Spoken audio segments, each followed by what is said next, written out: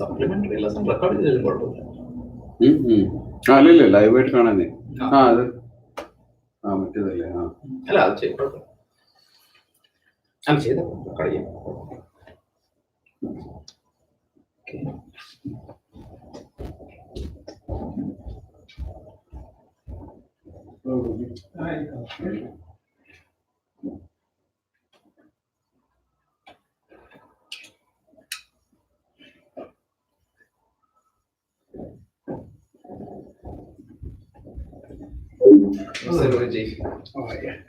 Good, how are you? Okay. Hope you got all the Gita material. It is Yes, I saw the finally. Now the Vedanta, I'll bug you about it. Good. No, I did see the last one. No?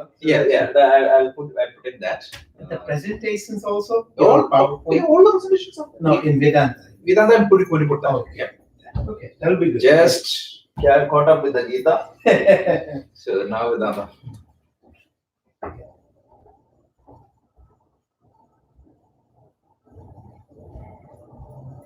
You have a lot of work you're putting in there. No. But it is good.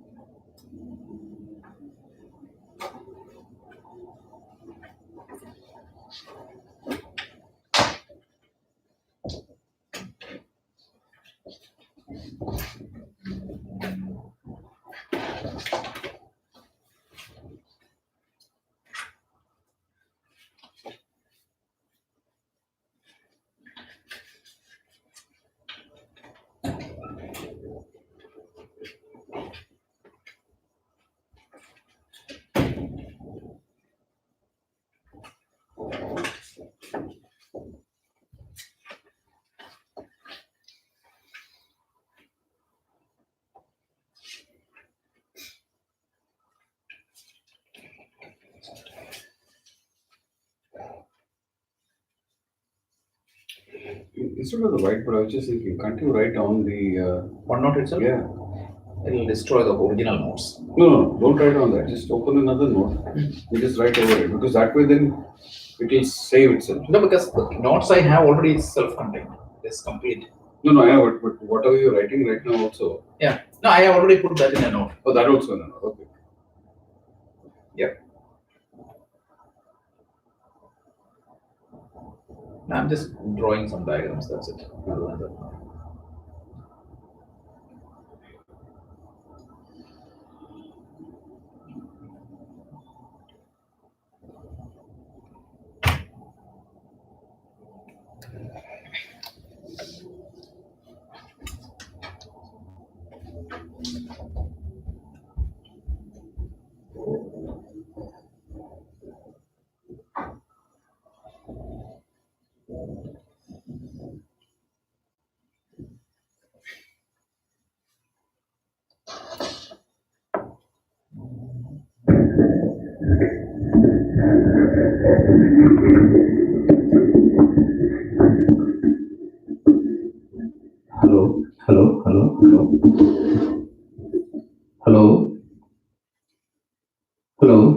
That's good.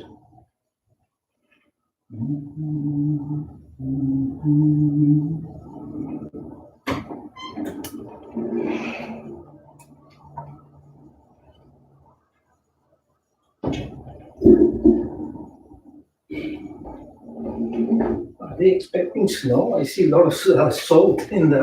I think so, because I don't know. I didn't check the weather, but everywhere I saw. Yeah, the salt. Yeah. They're expecting uptake, but I mean, looking at the temperatures here, they look like. Exactly. But you never know. This year we didn't have much snow. This year it was totally. Even the schools never got. Yeah, they're not closed. Snow. Must I wish? Well, one more month, so we'll see. So in the OneDrive, at least there is 17 books Okay. I put the comments like, if you want additional reading, like whatever books you need, it's already there from different traditions. Okay. But warn you, like some books might appear contradictory, but it's okay. So if you want the initial study, like Swami Chinmayanandaji's book or even Swami Ranganathanandaji's book, 2 books are there. So those books are for the beginner level. In the intermediate level, like the home study series by Swami Dayananda, it is not truly middle level, it is advanced, but what I am defining as advanced is the Shankaracharya's commentary, which is the hard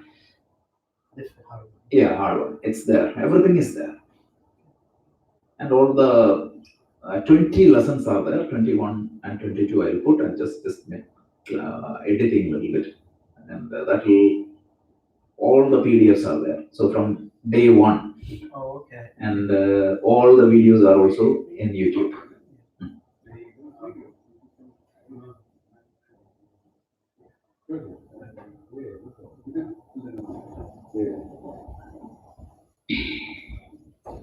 Okay, we can get started. Oh, 1 more minute. We'll have to start. Yep. I think what I'll do is, along with the folder that you have with the books, I'll add another folder which I have with all the MP3s that I copied from here, right?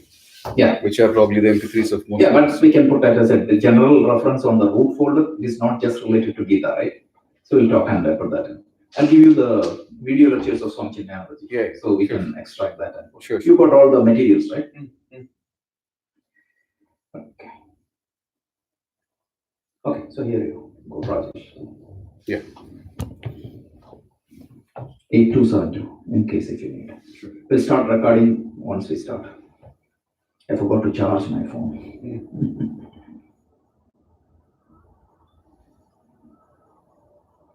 In case you need a phone to record, I have full charge. Full charge, and you have 4 GB space? Yeah. Okay, then we can use our Ornamji's phone. Yeah. That will be good. Or charge is very less. Yeah, my charge is less. You know, even though I charge now, it's only 2-3%. I should have 4G GB. Yeah, again, this is a supplementary lesson, so even if you don't get recorded, that's fine. Android. Just go into your settings. And, I have space.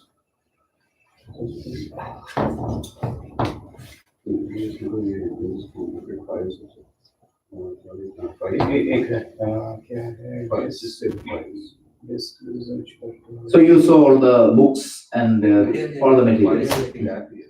So one book you may print out or you keep it is, there is a book called Gita Verses.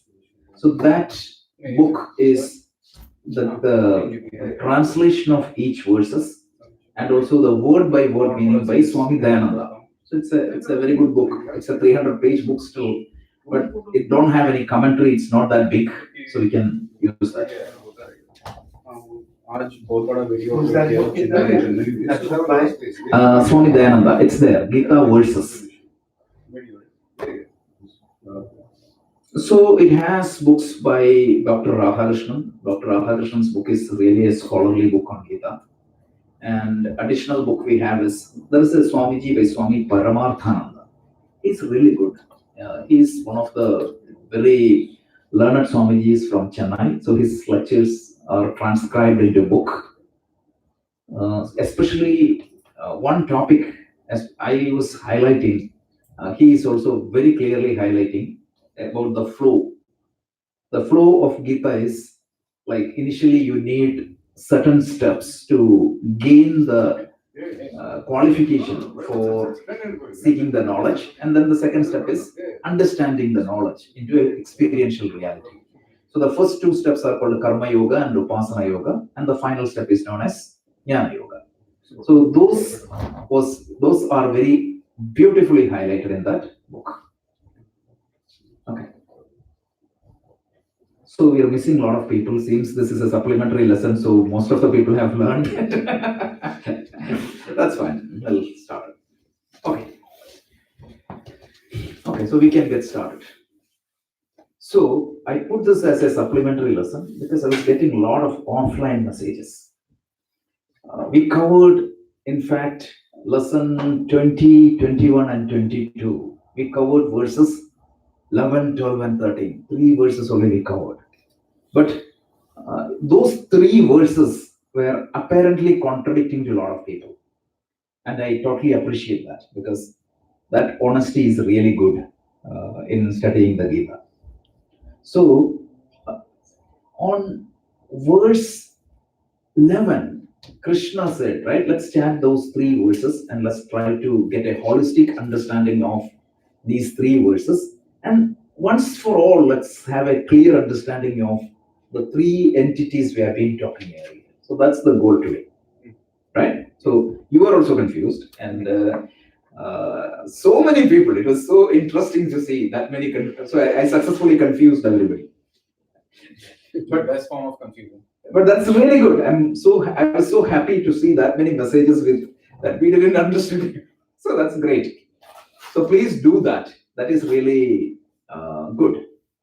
So let's chant those 3 verses, verse 11, 12, and 13, and let's try to understand, because each of the verses Krishna is referring one entity. So if you don't understand what exactly those entities are and what are the characteristics of that entity, initially intellectually and finally experientially.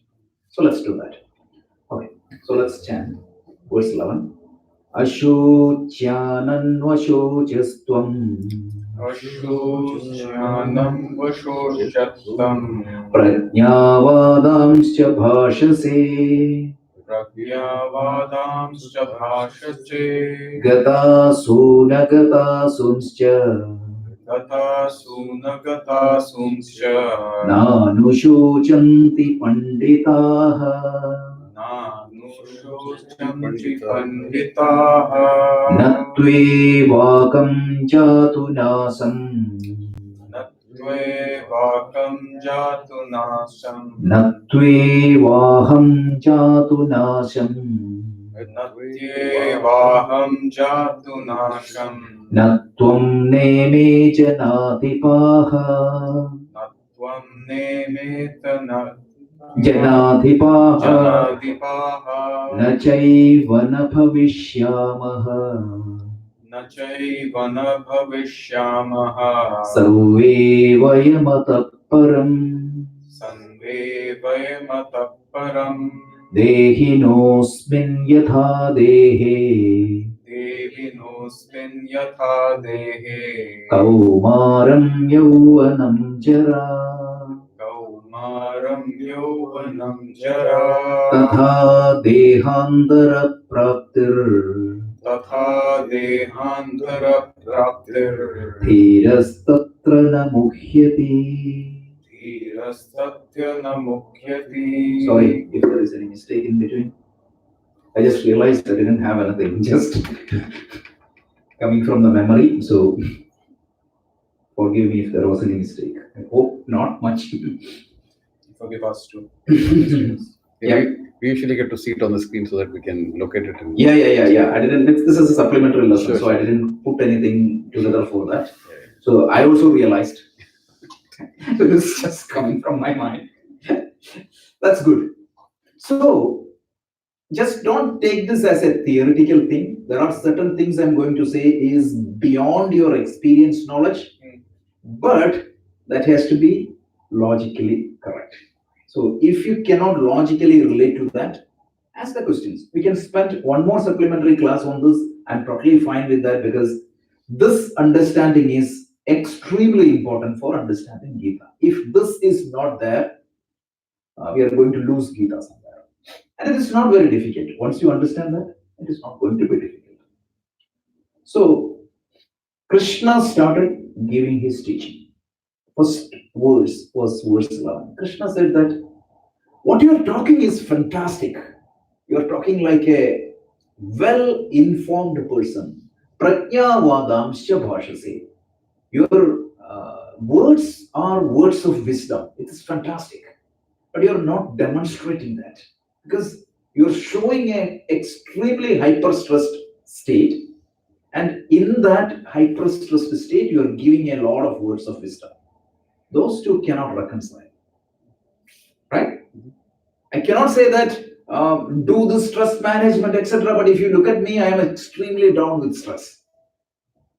That doesn't sounds good. That's exactly what happens to the modern stress management people.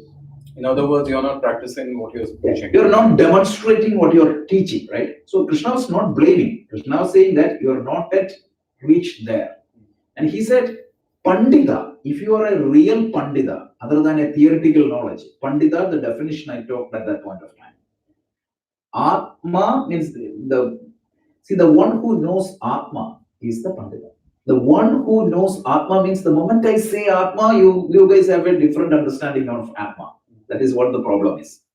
I would say the one who knows himself is Pandita. Let's go with that definition. Because Atma, for some people, it was spirit.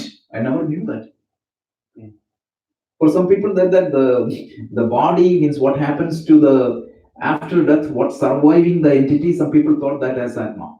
So a black magician or a so-called mantravadi, right? Such people are Pandita, if that definition true.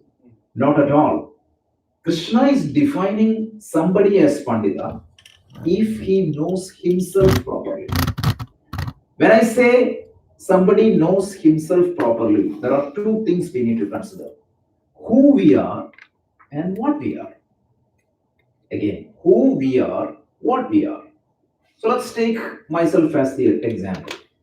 And let me come back there. So that was the first verse Krishna said.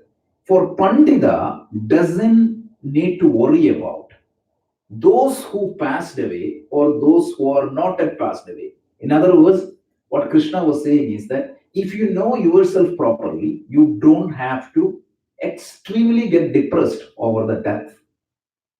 Point number one. Why? He explained in the next verse. I'm going to deep dive into that topic today. So if you don't understand, let's try to see that. The next verse he said, why? He used a verse with double negative, if you remember. He said, there was not a time when I was not there, when you were not there, and these people were not there. And there won't be a time when I won't be there, nor you won't be there, nor all these people won't be there. In other words, what did he say? We all are eternal in essence. And then the third verse he said, what? In your body, right? There are different stages happens through your body. If I'm eternal, that is not my experiences. So he was trying to reconcile that. He said, in your body, like you were a child once upon a time, then you were a youth at another time, and sometimes after you will be an old man. And then what happens? You will lose this body. And Krishna said, some entity in us is going to take another body. So a Dhira, Dhiras Tatra na Mokhyati. Who is Dhira? Shankaracharya defines Dhira as Dhiman. If you remember, at that point of time, I said like Dhira is not the one who is courageous, valorous, etc. in this definition of Vedanta. Dhira is one who has Dhi. Dhi means intelligence. Dhiman. That is Dhira. So the one who knows the truth, he will not worry. So here it is completely confusing. So our experience is what? If I take as myself as Rajesh. So there was a time in the history. What happened? I was born. Right? And as the time passes, at certain point of time, what happened? I became an adult. And at some point of history, I will go away. Let's say that here. So what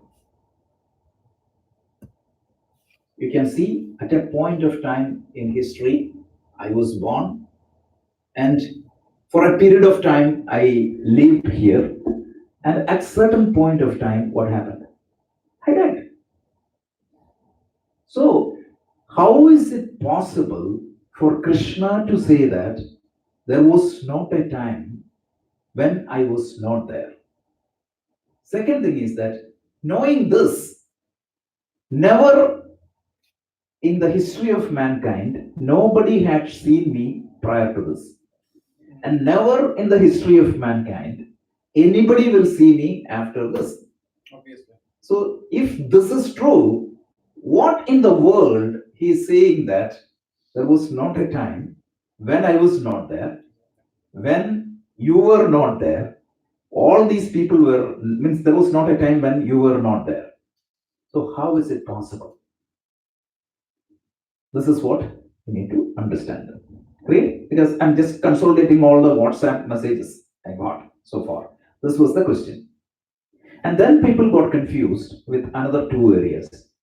We all heard, at least from our parents or scriptures or discussions, that there is some entity in us when we die, it moves to the another body.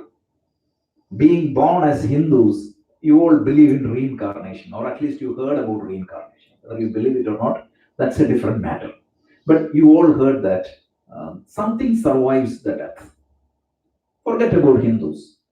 If you believe in religion, any religion, you have to accept that, or at least every religion will tell you that something survives the death.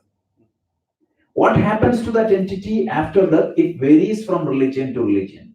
If you really think about Buddhism, I talked about that. Christianity, I talked about that. Islam, I talked about. But every religion tells you that some entity survives the death.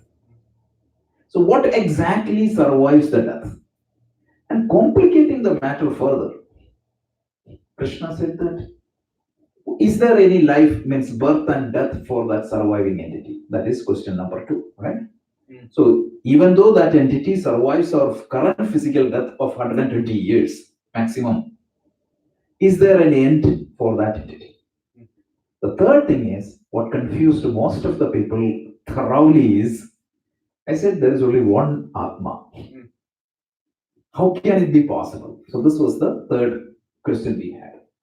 So this is what we are going to see today.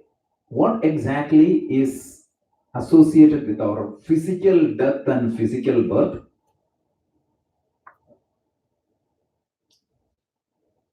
This is the most difficult thing in finding it. And Why does that happen? I don't know. Maybe the software update of the Update the TV. yeah. So Thursday probably will do that, right? With a okay. So what is going to happen to this entity? So again, let's come back to the whole question. Thank God. I was joking in the Vedanta class. It's not plug and play. It is plug and pray. Literally. So yeah, so let's come back to the pick up the thread. So there are 3 entities. Entity number 1, let's not name it right now. I think the name is what is confusing people, because everybody has their own understanding of soul, everybody has their own understanding of Atma, and body, probably everybody is on the same page. So let's try to see what exactly these 3 entities are and what exactly happening for each of these 3 entities. It's very important. So number 1, when you look at me, you all identify me as Rajesh or Arnabji or Rajesh or Rohitji. If you see me only as Rajesh, definitely there is a beginning for me, because 50 years back or 45 years back or 40 means whatever number of years back, I was not there. 50 years back, I was not there. 50 years from now, I may not be there. So there is, if you identify yourself as Rajesh or Arnabji or Rajesh or Mahesh or Kumar, definitely that entity is temporary. There is a beginning for that entity. There is a birth for that entity. There is a growth for that entity. There is a decay for that entity. And finally, there is a death for that entity. You cannot change that. That is the rule of the universe. So let's be very clear and honest. If you identify yourself as Arnabji or Rajesh or Rohitji, there is a birth, growth, and we call it as Shat Bhava Vikara. 6-fold modifications that are there for that entity. And we call this entity as physical body, right? Physical body, Sharira. So there is a birth, asti, existence first. Before the actual physical birth, you are born in the womb of your mom. So that is called asti. Then jayate, you are born in the world. Varthade, you are growing. Varthade viparinamate, fourth change. That means what? A complete change, like you are getting into adulthood. Metamorphosis, you can say. And then apakshiyate, what happens? Your instruments of each instrument started decaying. Already we can see that, right? Somebody else can see somebody's wearing the glasses, etc. Or all these power of sense organs will come down and we started taking blood pressure medication. All these things will start apakshiyate. And finally, what is going to happen? Pranashyati. So this is in Sanskrit we call shatbhava vikaraha sharira. The body is subjected to this sixfold modification.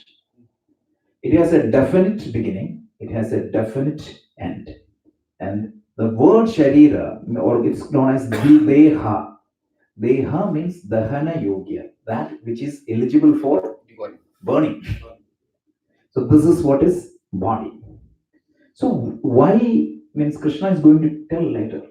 See, the problem here is, right, when I look at you or when I look at you, the only way for other people to recognize me and relate with me is only through this body. So even though I say that there is an existence after death, the loved ones who were able to relate with me as Rajesh till this day, they will not be able to relate with me later. This is a fact. For example, some of your loved ones, right? Your dads or grandfathers. Means let me take the grandfather because I'm very scared of taking this example. And remember, I'm taking myself as the example when I talk about death and birth. Some people are very scared. So your great grandfather, I'm sure, all of your great grandfathers are passed away. So they came here. They have a growth and finally they passed away. They are only in our memory. Whether they survived the death or not, none of us are able to relate with them. True? So this is called entity number one. So it has its own advantage and its own disadvantage. The disadvantage is what? Other people can relate to a person only when through that body existence. I cannot relate to anybody who is passed away. Some people say that I talk to the spirit, etc. When you study Vedanta, you cannot believe in all these things, nonsense, right? So your existence with physical world is manifested through that physical body. So this is entity number one. A simple example. A neighbor of mine, a small child in my neighborhood, she used to see me every day.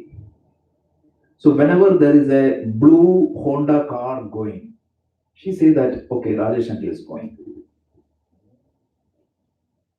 So what was her identification for me? Because it's in a speed, in 30 miles per hour I'm going there, through that road. So whenever that particular car is going through that road, she can always say that, yes, Rajesh uncle is going.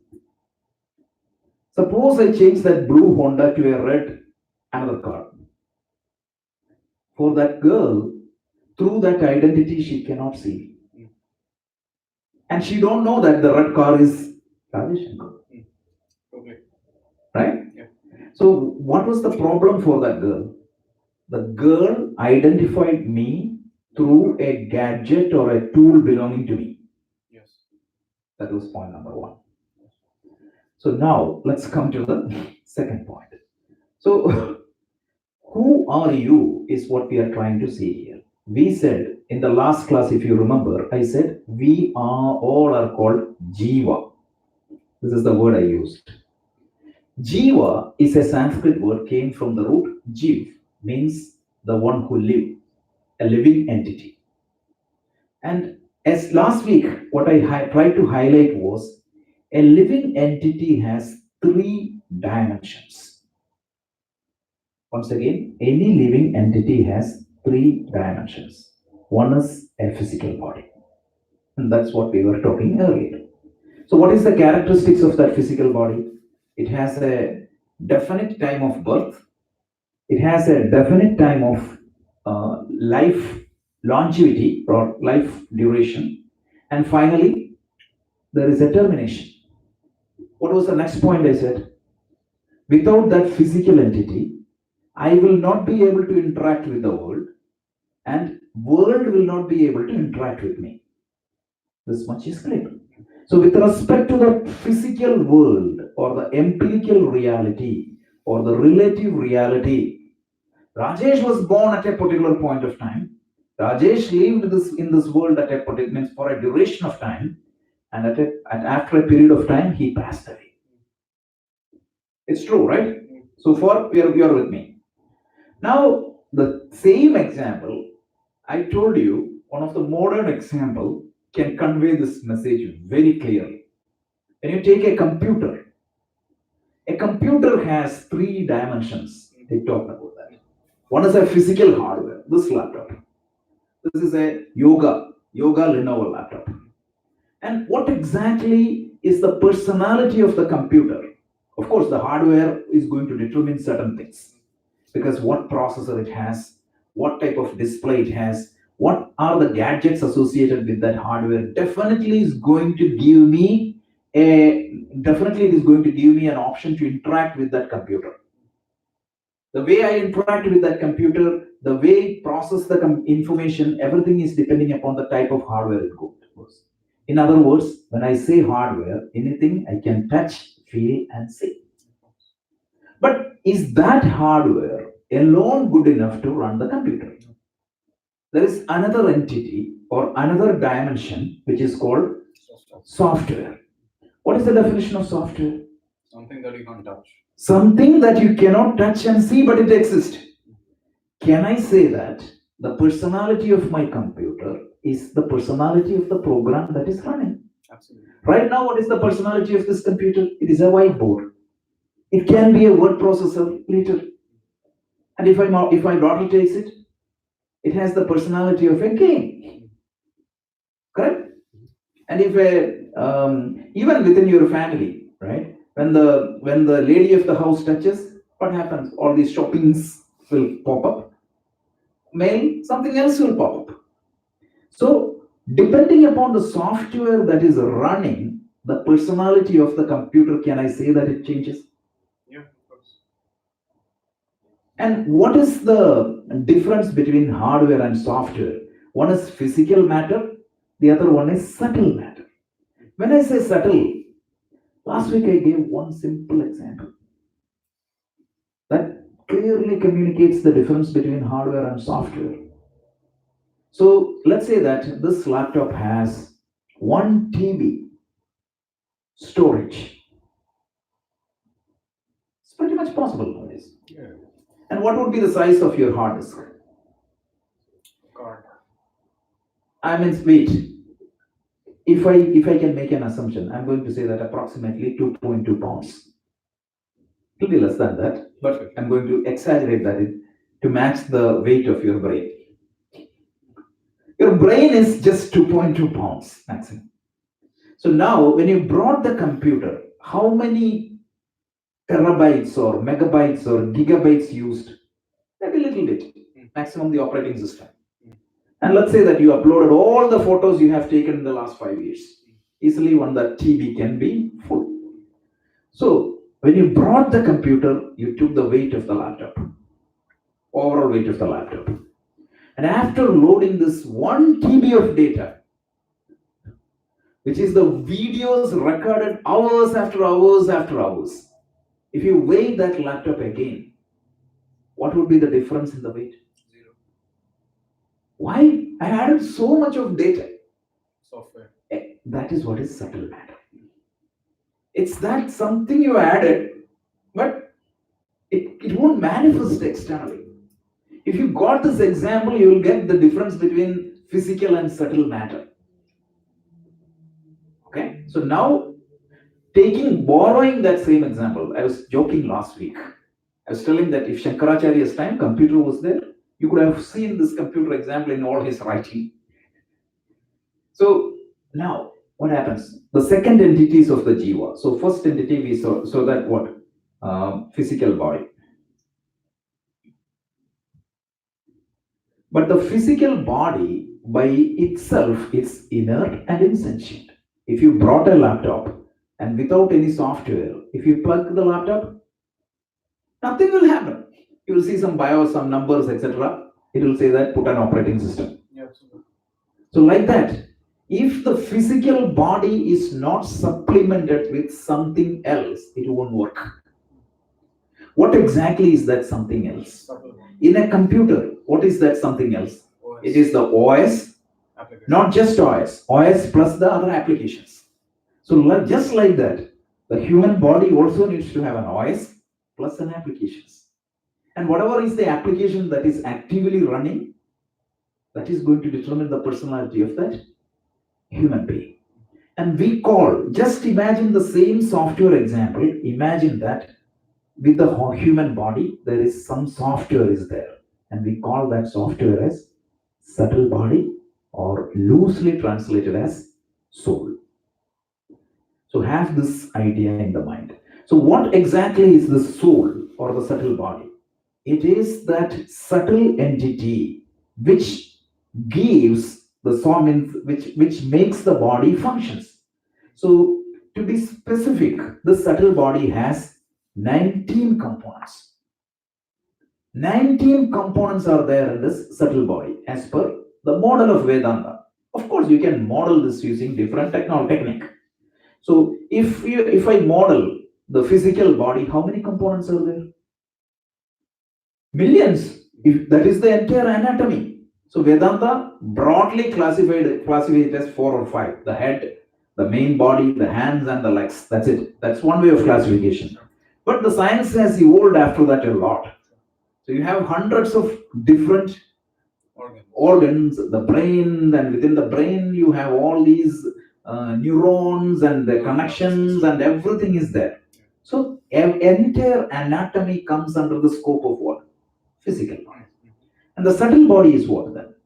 So let's see. So in your computer, in your phone, definitely there is a camera that is recording my vision and the voice. In your human system, what is the camera equivalent of camera? Eyes. But just having the camera, is that going to help you to record the see me? No. There are so many people with eyes, but they cannot see. Something is wrong. So like that, if the phone has camera, but if there is not a software that supports the camera app. Yeah, the camera app. Yeah. So like that, you will be surprised. Vedanta tells You need the app. the ability, the power of perception, the software power. I'm just using the software is my addition. Sure. It is called the power of perception, power of touch, the power of taste, the power of hearing. Has to be a software component. There has to be a subtle component. If that program is not there, even though you have the physical hardware, eyes, you won't be able to see. So the 5 sense of perception, 5 organs of perception, not organ. The physical organ is part of the physical body, but the power of perception is part of what? It is part of the subtle body. So like that, if your hands needs to move, right? There has to be some software communication, because the hands are physical, but the power of action. So the power of perception, there are 5 powers of perception, 5 powers of action, and 5 pranas, 5 major life energies.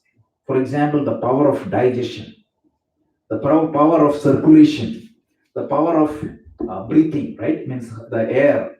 And those are known as 5 pranas. So 5 karmendriyas, 5 jnanendriyas, and 5 pranas. I'll talk about the pranas later, but right now understand that there are some software component. The word software is wrong, but I'm saying that there is a subtle component that helps you to manage these things. And then there are 4 more components. One is called your emotional centers. So have you ever thought of what is means? You may feel terrible now. After 1 hour, you may feel extremely bored. Yes. In a bar, you may find extremely happy. I'm just not talking about you guys, but I'm just telling. Yes. Sometimes when you see your child, love comes to you. Yeah. Sometimes when you see somebody else, hatred comes to you. Yeah. Somebody sees, when you see another colleague of yours, jealousy comes to you. Mm. And when you see a deadline, anxiety comes to you. Mm. Have you ever thought what exactly it is? This is biochemistry, my friends, right? Yes. Biochemistry. How do you feel love? The brain will put one hormone in your bloodstream. You feel that love, I'm experiencing love. What is anxiety? It's again a biochemistry. The brain controls what exactly you need to feel. How does the brain controls that? How does the sensor works? Automatically. It check the weather, right? Depending upon that, it will adjust the heater or the AC. Here it is not working properly, that sensor. That's all the problem we have. How does the Google car drives? It gets the input and some software is running. So the brain, which is your physical hardware, has some software which is going to tell that, okay, right, this is a situation that needs some love. It will change your biochemistry. When it changes your biochemistry, you experience love. So imagine if there is something wrong in that software. What is going to happen? Daniel Goleman put that in simple English. Emotions were inappropriate and out of proportion. That's why some people get angry for no reason. And even if you get angry, I told Aristotle's quote the other day, anybody can get angry. It's easy.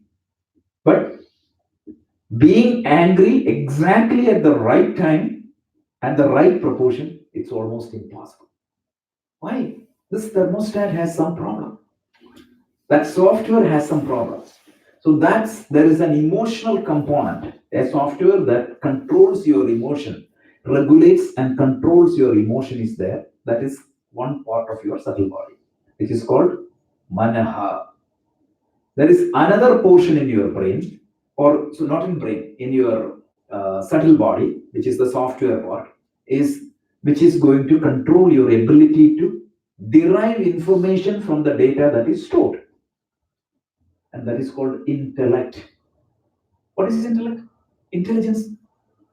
The sense. We are saying that in artificial intelligence a lot, right? Yeah. If you have a massive amount of data stored, if you can answer, if you can create some information out of that data, that is the intelligence. And intelligence always presupposes knowledge. Without knowledge, if I don't know that if I put my hand in fire, if that is going to burn, it will not help me. So this subtle body is a subtle matter which needs to be installed in the physical body, and accordingly it will manifest. And what Krishna was saying here is that this subtle body, or loosely call it as soul. So I'll use the word soul, but understand what exactly is the soul. It is not that an entity which is Atma. We cannot call soul as Atma, or you have to either use the word subtle body or soul. The reason why I highlighted the word subtle is you will understand when you compare that with software. So right now I have this phone, right? So when the new version of the phone comes, what am I going to do? Accept the update. When I'm going to change this phone, when I get a new phone, what I will do typically? Transfer. Yeah, how do you do that in iPhone? Just bring these two phones together. It will ask, do you want to transfer your personality from this phone to that phone? Yeah. When you click yes, what is going to happen? All the programs from this old phone will be automatically copied into the new phone. And even if you look at the profile picture of your phone, it will have transferred. So like that, Krishna is saying that at the time of death, what is going to happen? Yes, your physical body is coming to an end. So I will cease to exist as Rajesh. But the subtle component of your jiva, right? I told jiva has three components. One is the physical component. There are three facts he said. The first fact is the physical component had a beginning very recently.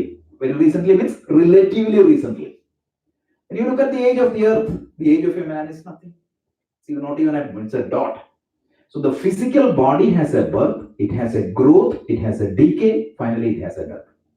And at the time of the death, don't think that everything related to the jiva comes to an end. It is only one aspect of the jiva that comes to an end. My existence as Rajesh will come to an end. But that doesn't mean that my subtle component cease to exist. That subtle component will take another hardware, maybe in another country, maybe in another planet. We don't know. It takes another body and that will continue. And this will continue. There are two possibilities. One is till the end of the cycle of the universe. That is number one.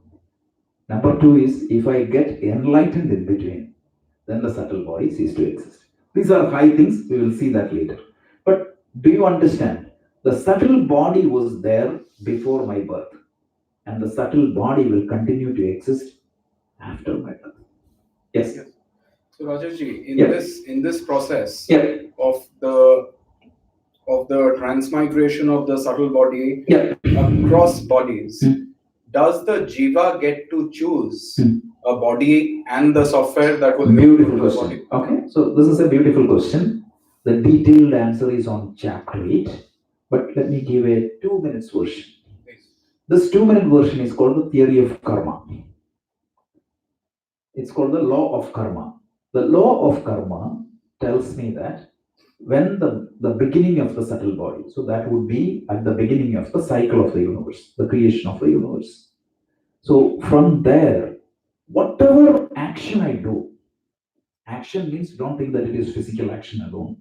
It could be a word I spoke, it will be an emotion I entertained, it would be a thought I entertained, anything. What happens? It leaves a footprint in my system. Again, it's subtle matter. Don't think that it is a gross matter. It's just like you're writing something in your hard disk. Whatever you do, it leaves a small footprint in your system, subtle body. And this is called karma. Karma has a lot of definitions. One definition is the impressions of your action. Another definition of karma is the action itself. Another definition of karma is the programming that is formed of the action. So in this context, the definition of karma is the impressions created by your action. So what happens is, at the time of death, there is a master pool of all these karmas you have accumulated throughout your life. Not this life, from all the life. This master pool of karma is known as Sanchita karma. Have you heard of that term? Yes. This is exactly what is Sanchita karma. It is the sum total of all the karmas you have accumulated. Let's say that like at the time of my death, the Sanchita karma had 100 karmas. What is going to happen is, from that pool of 100 karma, a subset of karma will be extracted. How that is extracted, that algorithm, we don't know. Some universal algorithm will be there, God's algorithm. Does the jiva control that algorithm? No, not much. Means jiva has some control, which we'll talk in the 8th chapter. But let's say that there is some rule that determines that out of that pool of karma, a subset of the karma will be taken, and based on that karma, subset of karma, I will choose my next body.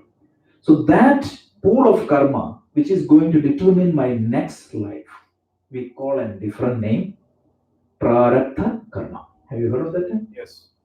So Sanchita karma is the sum total of all the pool, and prarabdha karma is a subset of pool that is from the Sanchita karma at the time of death. It is going to determine what type of body and what type of impressions I'm going to have in the next life.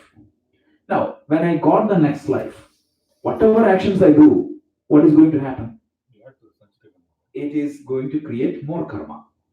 A new pool of karma will be created, and that will be added to the pool of Sanchita karma. And that karma is called by a different name, Agami. Agami karma. So these are the three things: Sanchita karma, Agami karma, and like the Prarabdha karma. One more question, I'm going to answer that. Prarabdha, once it is taken, you have to go through that, right? So Ramana Maharshi was born as Ramana Maharshi due to his Prarabdha. Ramakrishna Paramahamsa was born as Ramakrishna Paramahamsa due to the Prarabdha. One of the Prarabdha in that system was what? He had to go through a lot of physical pain. So even though he got realized in that birth, he cannot avoid the Prarabdha. It is going to continue. Okay, what was the question? Sorry, I was going to ask that, is there predestination in any of this, No. the Agami karma, or does it happen randomly? Do we It is control your it? choice. It is you, whatever you take, of course, you will be influenced by the karma already you have. So this is going to say, Krishna Arjuna is going to ask a question. This is completely unfair. My past for karma is going to determine how am I going to act now. Absolutely. And then what is going to happen? That karma is going to control my next life. Yes. So am I caught up in this web? I mean, this unescapable destiny. That was my question. Exactly, it is. Arjuna asked this question, and the answer is no. You have a way to break from this karma. And I'm going to enumerate that, and how it is going to happen, I will explain later. If you do karma as karma yoga, you can escape from that. That is what Krishna is going to tell. Remember, in the first class I said, karma yoga is for mala nivritti. Remove the impurities. How does that impurities formed? Because of your past karma. So karma yoga gives you a means to escape from this bondage of karma. They call it as karma bandha. What is karma bandha? The past karmas are going to determine the way I'm going to act right now. And again, what is going to happen? That is going to acquire new karma. So it's a cycle. You're completely caught up in that. Vicious cycle. Yes, you can escape from that through karma yoga. So, see, we are covering almost all the entire scope of the Gita right now, but it is good. These questions are really good. So, what I'm saying is that the subtle body is bound by the law of karma. The directions, the gati, and the plan of the subtle body is completely driven by the laws of karma. But the subtle body also has a beginning. The beginning of the subtle body is at the time of the creation. When I use the word creation, don't think that somebody created out of nothing. Srishti. Srishti means projection, right? Projection means what? Remember, means caught up. I explained Shankaracharya's definition of Srishti. Narayana Parovyakta Antam Avyakta Sambhavam Andasyantasya Me Loga Saptadvipacha Medani. This is how Shankaracharya's commentary starts. The universe was in an undifferentiated form. At a particular period of time, it became manifested, and over some period it will stay, and at the end, what is going to happen? It will go to the unmanifested period. So the subtle body starts at the beginning of this manifestation, and the subtle body, if you get enlightened, it will cease to exist there. Otherwise, it will continue till the end of that duration of that undifferentiated universe, and when the universe merges back, it will go back. So now, anybody is interested, they may ask, what is going to happen? The subtle body will cease to exist, but another body is there, which I didn't even mention here. Is called causal body, Karana Sharira. It is, you can consider that like an executable file of the software. See, the software means there is an exe file, right? A setup file. So what is the benefit of that setup file? It will recreate the whole OS image in your computer. So it will be in the seed form. Can I say that? The executables are the seed form of the manifested software. So at the time of the pralaya, the whole subtle body will be dismantled and it will be kept as a seed in the form of the causal body. At the time of the next cycle, what is going to happen? That causal body will be expanded to a subtle body, and that subtle body will take birth after birth after birth. This is the entire karma theory. This itself is a huge, complicated topic. But I just wanted to make sure that at least theoretically you are all clear with the idea. So at the time of pralaya, is all karma destroyed?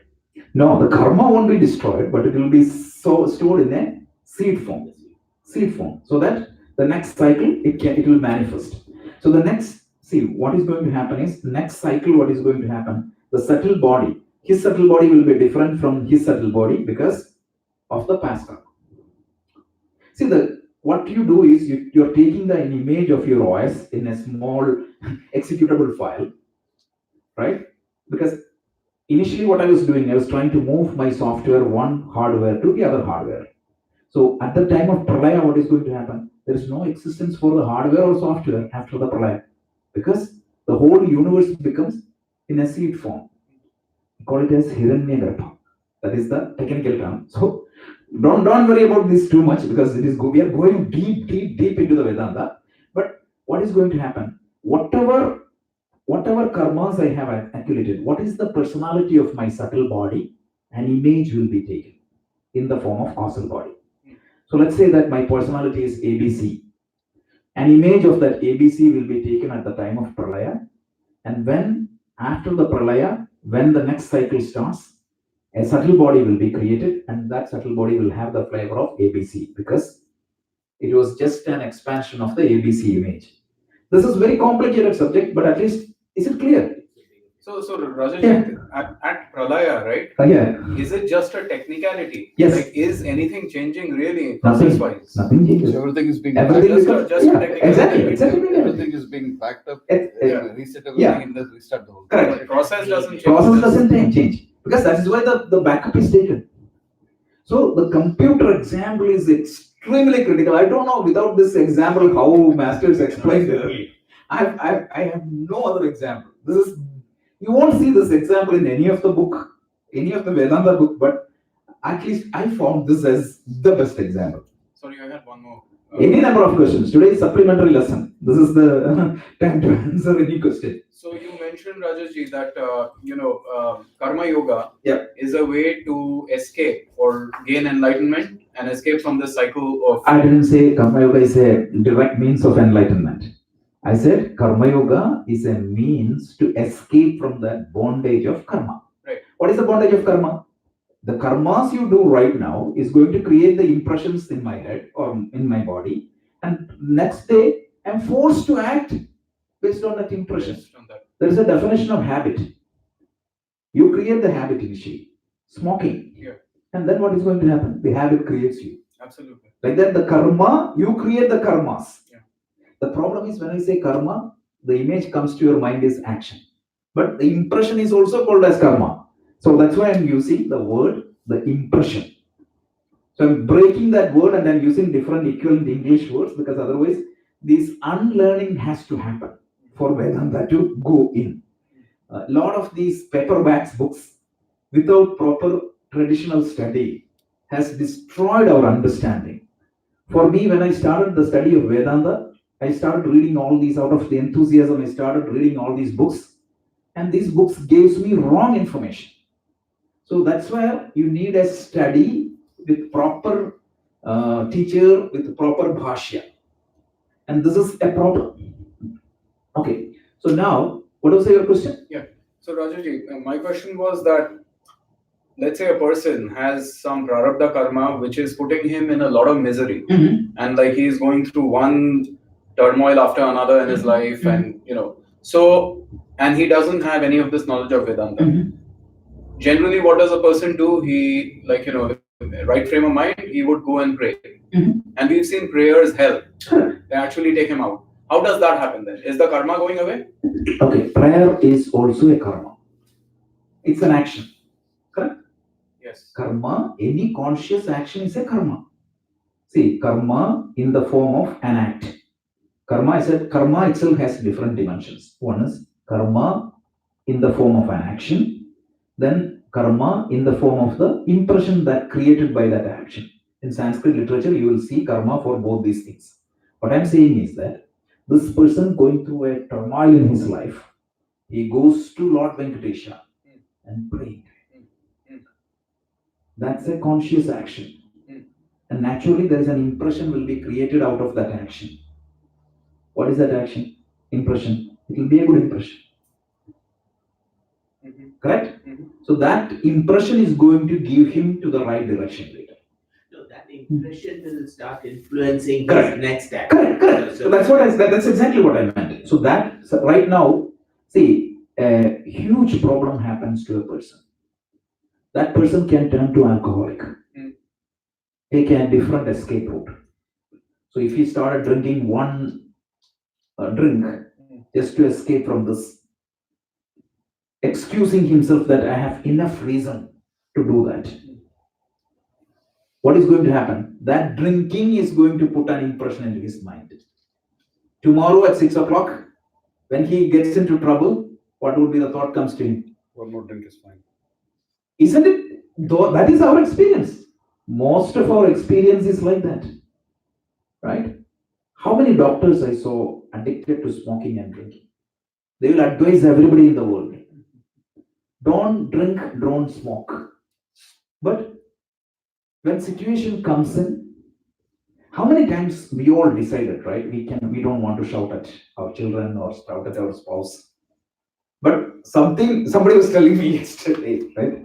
Every day I make the resolution, but when she opened her mouth, I don't know, something happens to me. And 5 years back, somebody was telling me, like, whenever he sits in with his wife in the driving seat, he said, I cannot, but I get an uncontrollable anger. She might be driving nice, but whatever she does becomes a problem. Why? Consciously, he's a good person. But that momentary reaction, it is completely controlled by the impressions programmed in your mind. So remember, the example I said was, the software is going to determine your personality. Intentionally, you're a good person. So you're in the hands of karma. So do the karma yoga. Everybody needs karma yoga. Yeah. So when do you achieve moksha? When you have exhausted all your karma? Yeah. Oh, actually, no, that is impossible because technically it is impossible to exhaust all the karma, right? Design is not like So moksha is when, right now, you are bound by karma when you identify yourself with physical body or subtle body. When you shift that identity, saying that I am not the physical body, I am something else. This physical body is a gadget given to me. When that becomes an experiential knowledge, not a theoretical knowledge, not the paroksha anubhuti, when I am shifting my identity from the physical body and subtle body to the true self, which is Atma, which we are going to talk later, that time, this karmas becomes roasted seeds. So that is what is called freedom from all the suffering. It's a freedom from karma. And that is why it is known as what? Moksha. The word moksha is what? Literally means freedom. Freedom from what? Sufferings. That's it. Yeah. Raji, how is it even practically possible to experience this without being hypocritical about it? I mean, the whole design of existence is physical.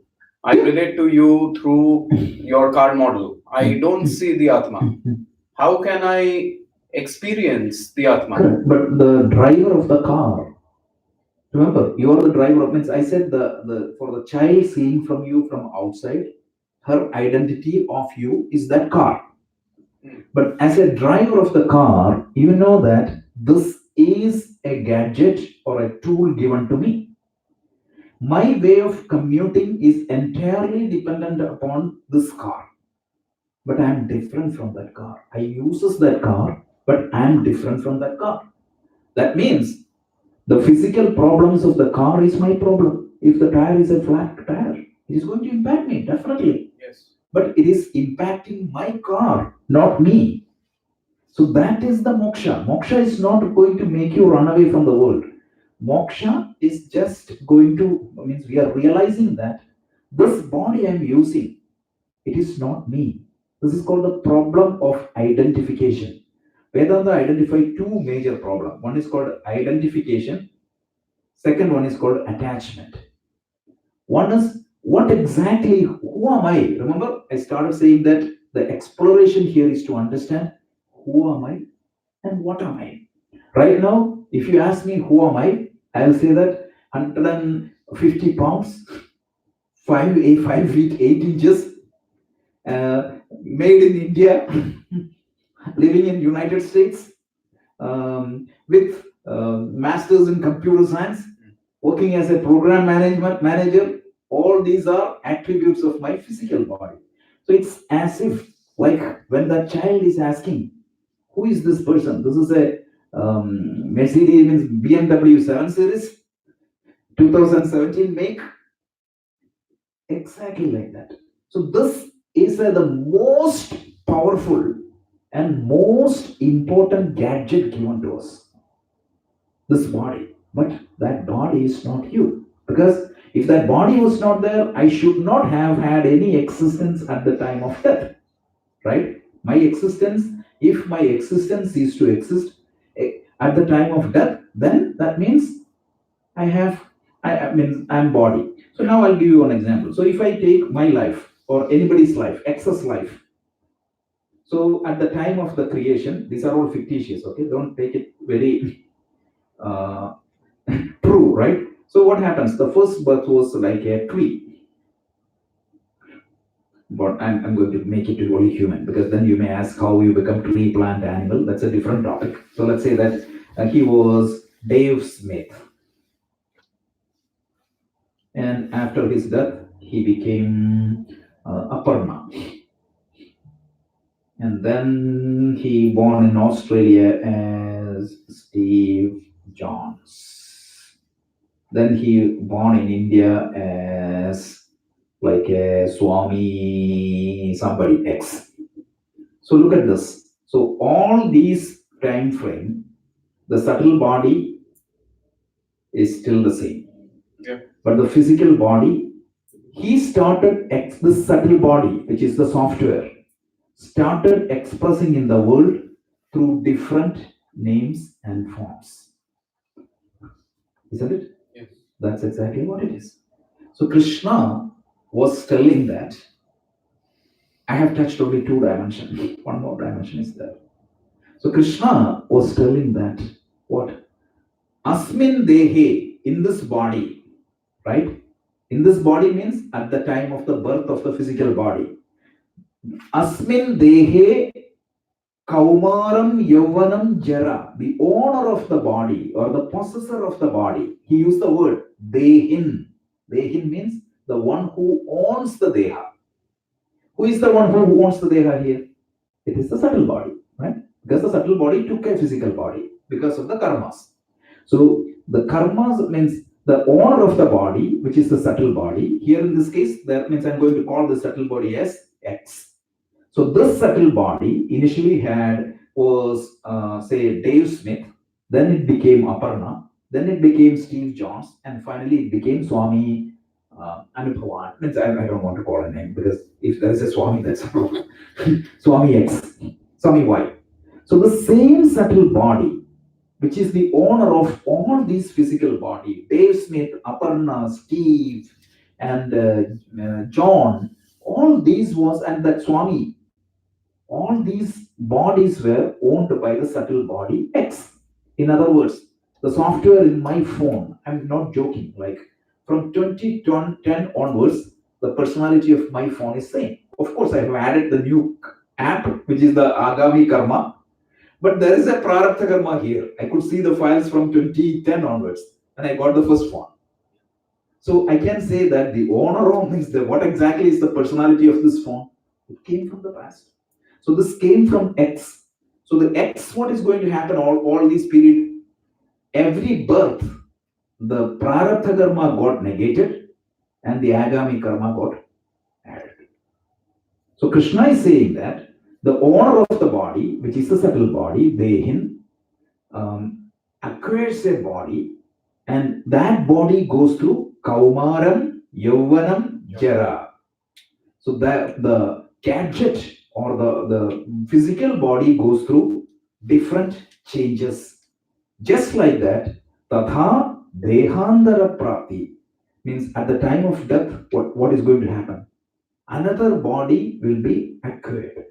Acquisition of a new body will happen. Therefore, Tiraha, the one who knows this, Tatrana Muhyati, means the fear of death, that is the number one fear for everybody. So you don't have to worry that much. And in the next verse, he's going to say that if you limit your scope to this, right, you will have pressure, pain, heat, cold, sufferings, and everything, right? Pain and pressure. Physical level, there will be problem. Emotional level, there will be problem. Intellectual level, there will be problem. If I take myself as the body, Krishna says, there is no solution for that. You have to handle that. How do you handle? He is going to help us. So he said, for that, you have to develop a skill called titiksha. That is the next week's verse. So he's saying that from three different angles he's talking. First, he was talking about the subtle body's perspective. So since you think about the subtle body, don't think that your life is limited to the life of the physical body. At the time of death, you will get a new body. So therefore, the death is not a complete destruction of your personality or the jiva. Point number one. Point number two is what? If you consider yourself as the body, that body is subjected to change. That which is subjected to change, there is always a risk of pleasure, pain, heat, cold, and pain and pleasure. How do you handle that? That is the next topic. Where is the breakaway for moksha on this? Okay, so because we went up to that. Okay, so here let's say that somewhere your karma has to break. Yeah, so here let's say that he got enlightened. Enlightened means what happens? This jiva, initially the identity of jiva is what? There is a when these diagrams have always problem, because anyway I draw, the diagram is not correct. Because if I put subtle body inside that, people think that subtle body is inside the physical body. So this is all representations, don't take it literal. So this, let's say that this subtle body X, Steve had X as the subtle body. So if the Steve's identification is based on this physical body, subtle body, this will continue forever. But sometimes the Steve had gone to a Gita class or any teachings of a master. It could be the teachings of Jesus. It could be very well the teachings of Buddha. Or it could be the teachings of Allah, Muhammad. It is totally fine. Again, I'm not saying that the people will say that, okay, then how, the other day somebody was asking, how can a Western or a Caucasian get enlightened? Of course, he can, yeah, it doesn't matter. This, what we are talking in Vedanta is not constrained by any boundaries, right? So keep that in mind. So, yeah, so imagine means he changed his identity from him to the Atma. What is that Atma? We have to talk. That time he got enlightened, and thereafterwards the subtle body will not continue to exist. So this is a complicated topic, and first of all, the takeaway for us is what? Can you see that this body, means I explained this in our introduction to Vedanta class in detail. Why do we take this body as me? Most of the time is two reasons, scripture tells. Right now, how do I consider the boundary of my body? Here, right? The boundary of my physical body is always considered as the boundary of me. Why? Right, because I identify myself with that. Nervous system. Because the nervous system gives me input there. So I discussed a lot of different scenarios in our Vedanta class. You can watch the video. One example is called phantom limbs. Have you heard of that theory called phantom limbs? Phantom limbs is what? A person's hand was amputated. So he always feels that somebody is touching his finger.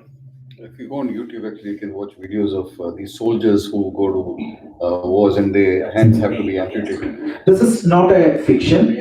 Yeah, this is not a fiction. This is clinically trialed with controlled environments, and happened to be an Indian scientist who figured this out. His name was Dr. Ramachandran. He wrote a book is called A Brief Tour of Human Consciousness. I believe that's the name of the book. In that book, this example is given. So in that example, and through this, the discovery of phantom limb proves us something. It tells us that I experience this as my part because of the nervous system. The error in the nervous system can create me a feeling that an organ that was not existing in my physical system is part of me. That's exactly what it is. So technically, I was making some fictitious cases in the Vedanta class. I was saying that technically, if I extend my nervous systems to this microphone, when somebody touches this microphone, what is going to happen? I feel that I am touched. So what I'm saying is that you feel that this is me because of nervous system. This is coming from 1200 years old scriptures. At that time, phantom limbs was never even thought about that. So at that time, the second thing Shankaracharya, in his brilliant intellect, he tells is the second thing you feel that this is your physical body is the position of your sense organs. So I feel that I'm here and you are sitting in front of me because my eyes are located here. Suppose I get a chance to pull out my eyes and put that in the road. Immediately I will jump back. Why? Because I feel car is coming and hitting me. So the position of my sense organs in my system also gives me a spatial effect. So the spatial effect as well as the effect of my being in the body is created by my nervous system and the sense organs. And in fact, this is an instrument given to you. Mind you, without this instrument, you will not be able to transact with the world. Without this instrument, you are helpless. Without this instrument, you cannot love your loved ones. Without this instrument, you cannot do anything great. And without this instrument, you cannot even gain moksha. This is the most powerful tool, just like an iPhone, just like a microphone, just like a car. If the car was not there, what is going to happen? Imagine your life. How much constrained it would be. I always think, I was asking one of my boss who's working in corporate America for 50 years, how the corporate America used to function some 40 years back. Imagine there is no internet. There might be only one land phone, right? And how do you transact? Like suppose you open a policy in Minneapolis. How do you know that here? How do you administrate that policy here? Correct? The whole world would have been operating in a different dimension. You may have some experience when you came. I've seen that. Yeah. I cannot imagine how the business would run at that point of time. So these gadgets play a significant role.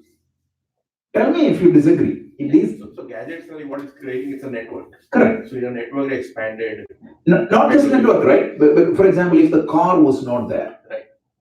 how do I go to New York? Yeah. So that's My ability to transact with the world will be extremely constrained. even without the aeroplane. Without the airplane, we would not have sitting here. So you can come here Yeah. in 20 hours Yeah. to US. Yeah. So imagine like some 800 Shankaracharya's time. How does he know that there is another planet? He wrote that's a different matter. But I always wonder how Valmiki wrote Ramayana sitting in Haryana. How did he write the path of Rama very correctly? That's a wonder. But what was the source of information? Now you and me, it's easy for me to criticize, say that, okay, it's easy, right? It means he came from this route to Nagpur to this right to Rameshwaram and from where he went to Sri Lanka. How is it possible to even think?